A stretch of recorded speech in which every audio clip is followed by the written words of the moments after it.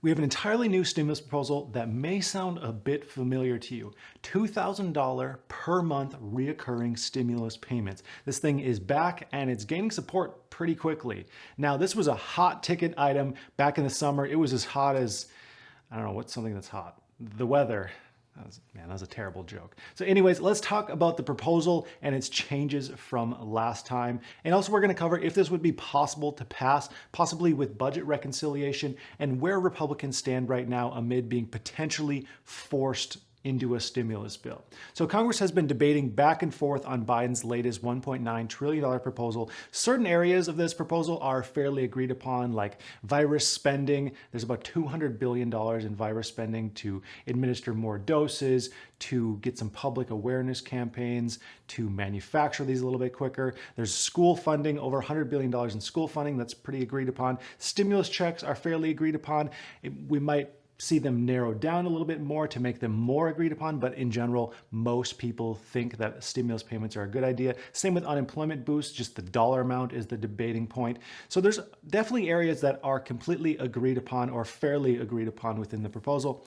Other areas not so agreed upon, like state and local government funding, the minimum wage increase. Those are especially hot ticket items that will be hard to pass, but one thing that is definitely agreed upon is you can still get 4 free stocks with Webull with the link in my description. Hopefully that was a smooth little transition. Anyways, $100 deposit, you get 4 free stocks. It's a pretty darn good deal. And then beyond that $1.9 trillion proposal, we have this Plan B proposal that I've talked about a few times that would cover just stimulus checks, $1,400 stimulus checks, and money for virus funding, tracing, distribution, things like that. And that total bill would come to just under $500 billion under current estimates.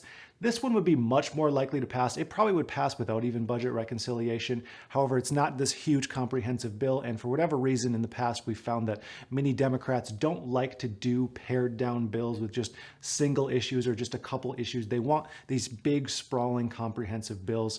And the odds of this Plan B bill actually happening are probably pretty slim, even though if you ask any person on the street, they would say, oh, yeah, it's logical, pass all the things that are agreed upon and then maybe work on the rest later, especially when we have unemployment boost that will be ending in March. So no matter what, some bill will be passed to extend those beyond March. So there's kind of this built-in safety net where they could pass the Plan B and then pass something else just before unemployment boosts end. Beyond this, we have Bernie Sanders' budget bill that is very similar to Biden's plan.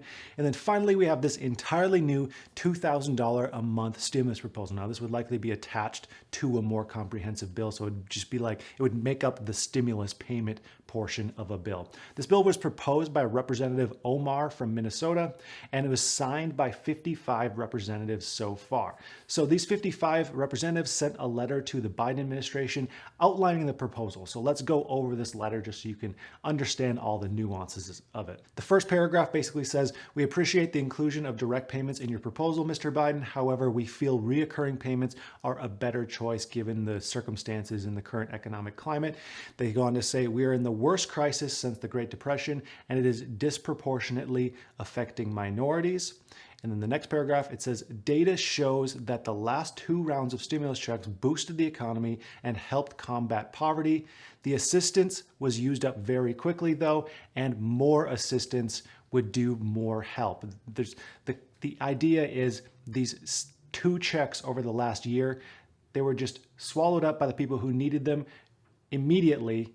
And then these people are just left to sit, and reoccurring payments would be a much better solution to help resolve this issue that's going on. And then finally, they go on to say one more round of checks just simply isn't enough. One more $1,400 payment isn't enough. And huge issues require huge action, which is a sentiment that we've heard many, many times. And then they go on to say any relief package must include reoccurring cash payments that hit the following criteria.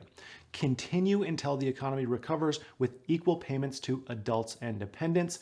Now, this one is, of course, a hot topic where we've seen dependents almost eke in on stimulus payments twice now. And then in the last minute negotiations, they cut off adult dependents and we were only left with child dependents. And there are so many people that are left out when adult dependents get cut off. You know, elderly parents, disabled adults, college students, people who would definitely benefit from a stimulus payment. So that's been a hotly debated item basically since stimulus packages have even been a thing.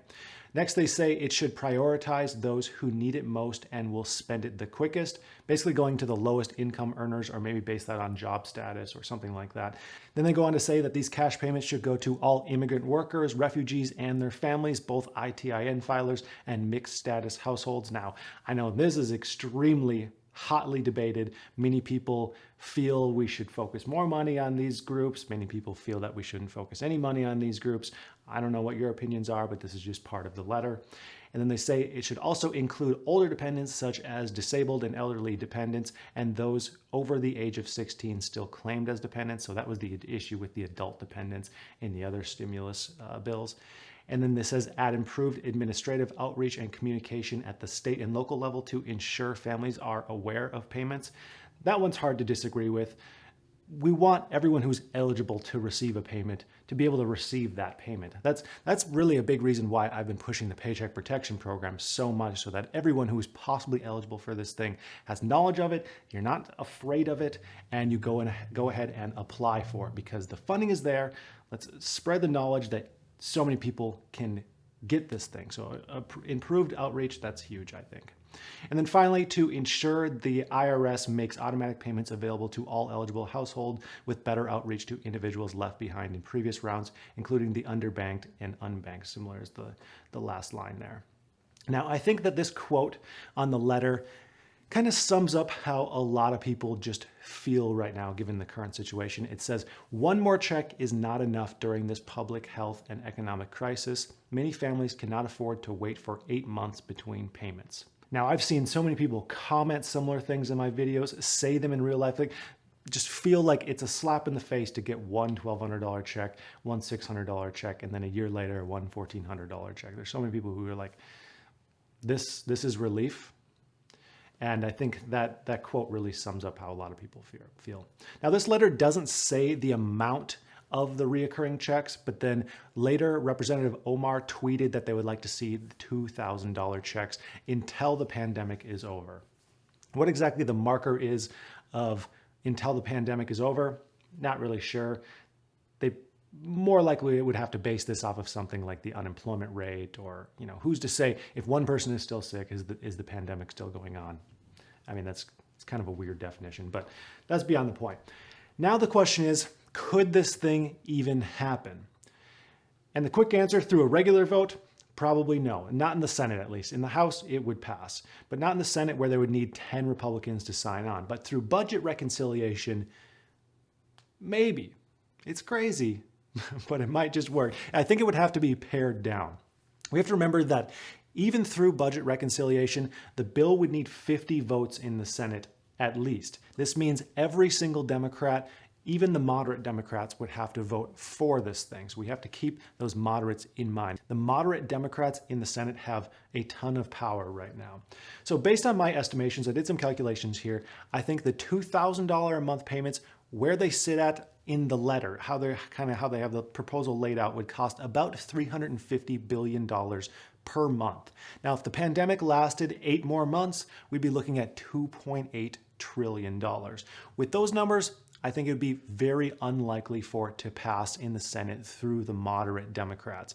Mostly because we already have a few moderate Democrats who are like, the $1,400 stimulus check isn't targeted enough. They have concerns that it's going to go to people who have money and it's just going to go into their bank accounts. I recently saw a research study that said for those who make more than $75,000 a year for single filers and $150,000 a year for joint filers, when the payment starts scaling down, it would cost about $200 billion to get payments to those people, the $1,400 payments, and the estimations show that only $15 billion of that would go back into the economy because they would likely save it. And this is obviously different for every single individual person, but that was just some estimations that they came up with based on some analytical models. So there's some major concerns that money would be spent to people who aren't going to spend it, put it back in the economy, and then, you know, help get that wheel turning, because the point of stimulus is to help stimulate the economy. Spend it at businesses. The businesses have money. They can pay their employees. They can pay other businesses for goods and services, and, you know, everything starts turning.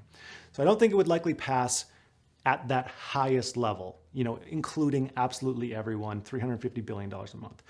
But if the bill was more targeted to lower income earners, like we heard earlier this week, where they were saying that they might do a stimulus check cutoff at $50,000 for individuals and $75,000 for couples, give or take, that nothing's set in stone yet. So don't be upset about something that hasn't even happened yet. But if something similar to that were set up for this $2,000 a month stimulus payment, that would actually lower the cost to $160 billion a month, give or take a little bit.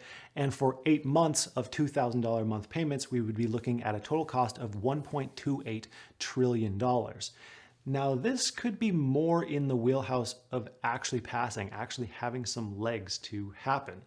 Adding this to the other funding measures that we would likely see in a stimulus bill, like unemployment boost, $300 or $400 per week, vaccine funding, local government funding, maybe that one might be still hard to pass, SNAP benefits increase, all the additional programs. We'd be looking at a bill with a total size of around $2.9 trillion. That seems right on the upper edge of doable. Now, if you remember, the HEROES Act was $3.4 trillion, and Republicans were like, no way, that's crazy. I mean, $2.9 trillion would still be the largest spending bill of all time. So it is crazy. It's a huge size, but it kind of seems like if they're going to do budget reconciliation, kind of why not go big with it? That's kind of how I see this. You're going to upset the Republicans either way, whether you spend 1.9 or 2.9, they're going to be upset either way. And I just think that'd be the only way to possibly get the $2,000 checks in. But no matter what Democrats do, Republicans aren't going to be happy with a bill like this. Many Republicans won't be anyway. Some of them will. Republicans are asking Biden to pump the brakes on forcing a bill through the Senate, through budget reconciliation, and they're trying to appeal to his bipartisan commitment. Now, going into the office, Biden came in basically saying, I'm this bipartisan deal maker. I'm here to bring the sides together, have some unity here, pass bills with support on both sides. And he went in basically saying, here's my proposal. Let's work on this thing.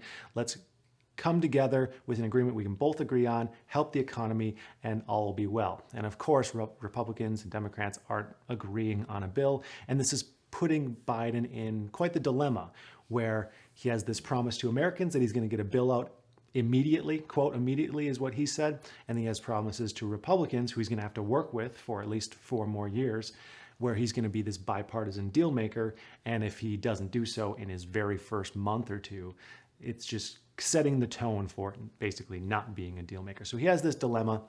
And McConnell has said if Democrats force a bill, they're going to come to regret this, and everything will be reversed later on. And I'm sure some Democrats are like, oh yeah, I'm sure McConnell, yeah, we're really scared. But others might be like, wow, he might be onto something, because who knows, in 2 or 4 years, it might flip and Republicans could have some control, and then Democrats could be the ones getting forced into other bills. I mean, the Republicans did pass a bill through budget reconciliation back in 2017. So you have to say it does go both ways.